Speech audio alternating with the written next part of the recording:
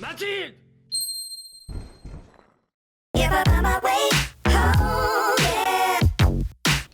Bonjour. C'est gênant. Bienvenue dans les légendes de Mathilde. Mathilde, c'est moi, et la légende aujourd'hui, c'est celle de la tour de Babel. Cette histoire nous est racontée dans la Bible. En fait, ça commence par l'ambition d'un roi qui s'appelle Nemrod. Il règne sur les descendants de Noé.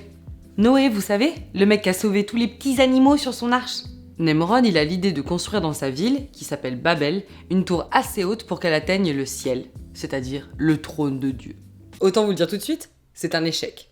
Dieu, qui est un type plutôt susceptible, décide que Nemrod se la pète trop et introduit la confusion parmi les constructeurs et les habitants. La confusion, c'est-à-dire la diversité des langues. Oh Gérard, passe-moi la grosse pierre. Hein. ¿Qué? La grosse pierre, hein. ¿Qué quiere este cabrón? Putain, il comprend le con. D'ailleurs, le mot Babel, qui désigne la ville de Babylone, signifie aussi mêler et confondre en hébreu. Le mot Bab veut dire porte et le mot El veut dire Dieu. Donc, Babylone, la porte de Dieu. Quel est le message derrière tout ça? Nemrod le roi, il a un bon gros désir de gloire et de puissance. En faisant ça, Dieu il essaie de dire aux hommes, arrêtez de vous prendre pour des dieux. Arrêtez de vous la péter. Arrêtez de péter plus haut que votre cul.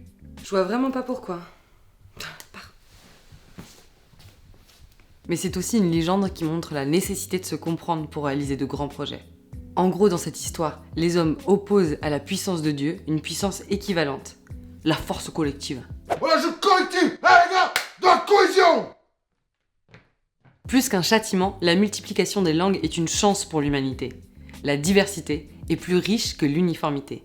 La tour de Babel est inachevée, mais des milliers d'autres bâtiments seront construits à la place, dans des styles différents, dans des beautés différentes. Grâce à toutes ces langues, les hommes se dispersent partout dans le monde et explorent la Terre. Et ça, c'est beau. La tour de Babel, pour moi, c'est une légende qui est le point de départ de la création architecturale. C'est-à-dire l'envie de rassembler les hommes. Mais c'est aussi le point de départ de la diversité. Et c'est tout ce que la Fondation Culture et Diversité représente. L'amour de la création, l'envie de s'entraider en équipe et la valorisation de la diversité. C'est beau, putain. Ça va aller.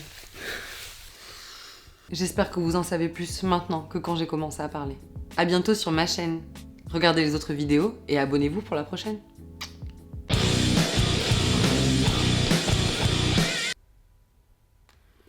Mmh.